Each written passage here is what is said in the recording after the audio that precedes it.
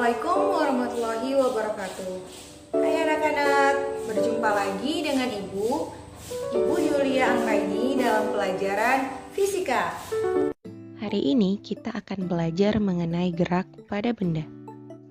Tujuan pembelajaran kita hari ini adalah mengetahui pengertian gerak, jarak, perpindahan, kelajuan, dan kecepatan, juga menganalisis perbedaan antara jarak, perpindahan, kecepatan, dan kelajuan. Dalam kehidupan sehari-hari, kita sering melihat atau mengamati benda yang bergerak, bahkan kita sendiri loh yang menggerakkannya, atau yang bergerak adalah diri kita sendiri. Pernahkah kamu memperhatikan mobil yang berjalan, anak-anak yang berlari, kereta yang berjalan, buah yang jatuh dari pohonnya, dan orang yang sedang bersepeda? Jika kita perhatikan semua benda yang kita amati tersebut akan membentuk suatu lintasan. Lintasan apakah itu? Ya, benar, lintasan lurus.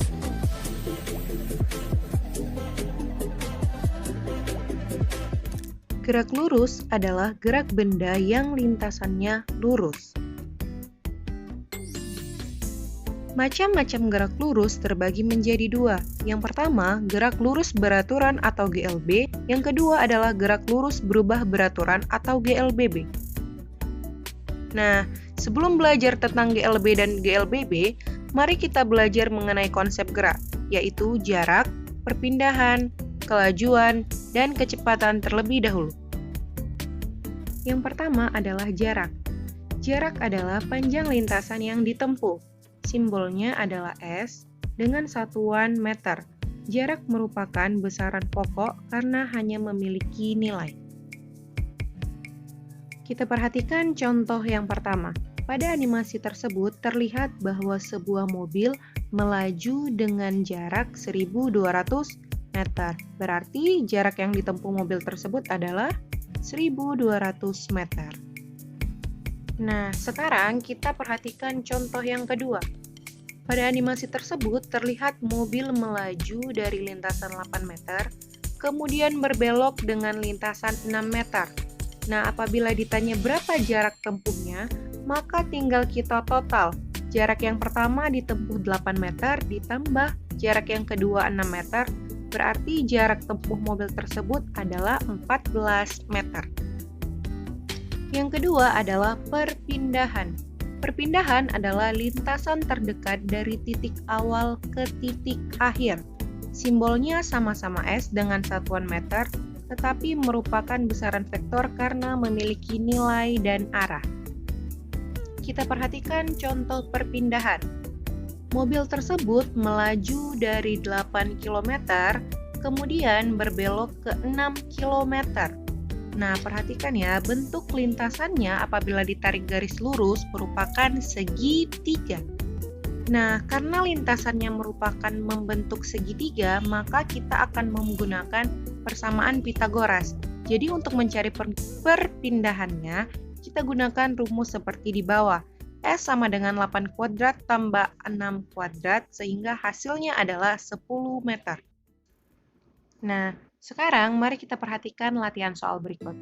Apabila becak berjalan dari rumah ke sekolah sejauh 5 meter, kemudian kembali lagi ke rumah, maka berapa jarak dan perpindahan yang ditempuh becak? Kita lihat, dari rumah ke sekolah itu jaraknya 5 meter. Kemudian, dari sekolah ke rumah berarti jaraknya 5 meter. Apabila cari jarak totalnya, 5 ditambah 5 sama dengan 10 meter.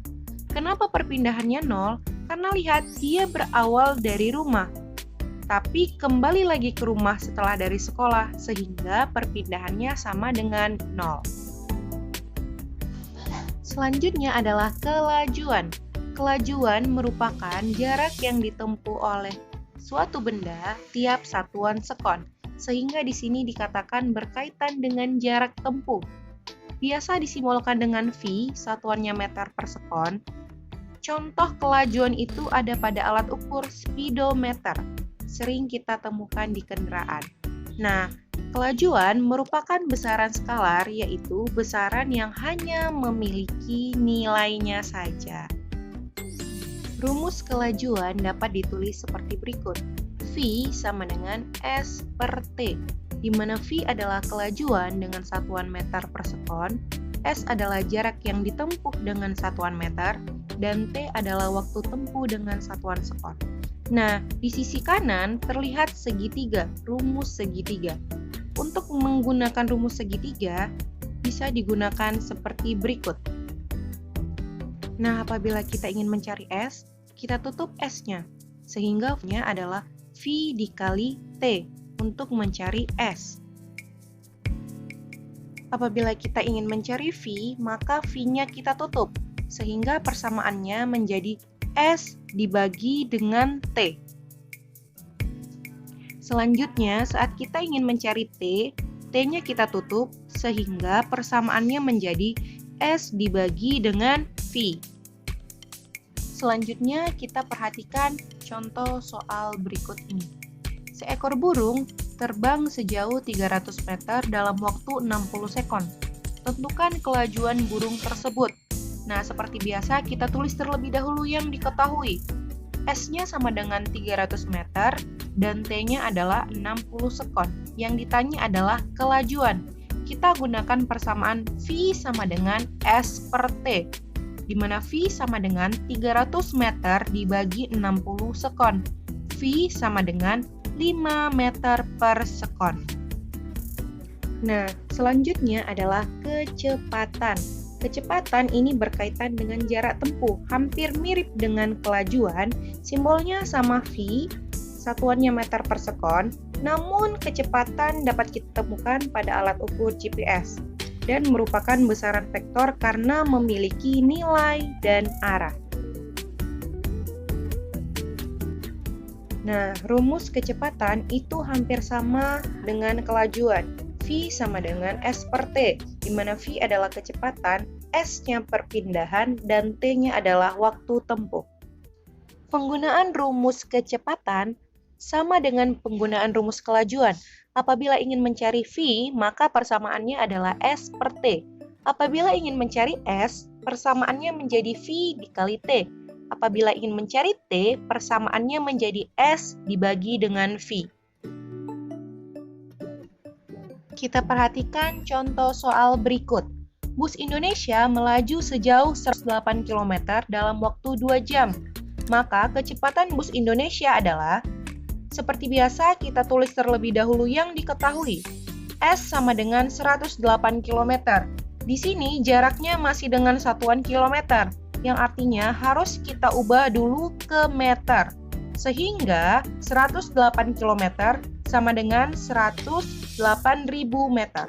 Nah, di sini T-nya sama dengan 2 jam. Kita ubah juga ke dalam sekon.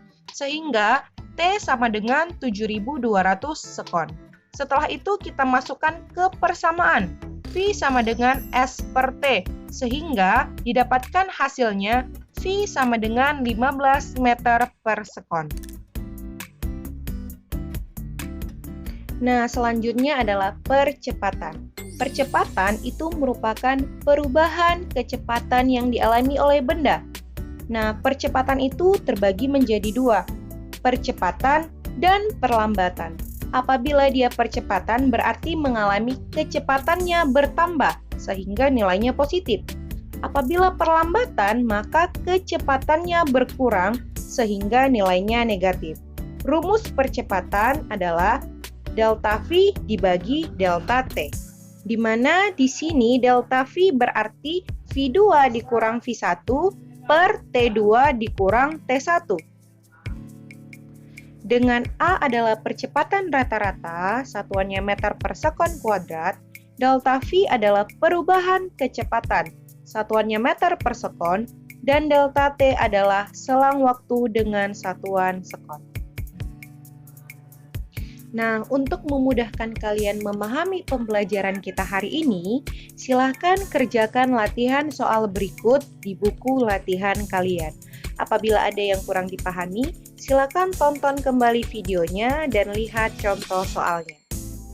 Demikian pembelajaran kita hari ini. Wassalamualaikum warahmatullahi wabarakatuh.